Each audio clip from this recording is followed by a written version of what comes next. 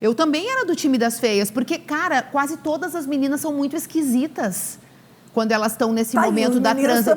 Mas os meninos, eles não têm espelho em casa, eles não têm nada, né? Eles só carregam um potinho de autoestima, né? No bolsinho deles, qualquer coisinha, eles botam aquilo ali, é um perfume, e a vida segue. Muitos têm isso, mas vários também estão nesse outro lugar. Eles ultrapassam essa barreira e eles vão atrás das meninas, eles movimentam. E a menina fica nessa posição passiva, esperando que alguém a ache bonita, porque é só isso que importa. Pelo menos na nossa geração aqui, no que a gente viveu. No que a gente viveu. Bem, que a gente, bem. Ainda bem. Agora, tem um segundo estágio, assim, que eu acho que são as referências familiares e o ambiente que tu vive.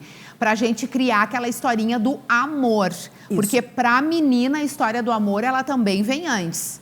Né? A gente sonha com a coisa do casamento, dos filhos, da familhinha formada. Mais uma vez, a gente tá falando da nossa geração, né?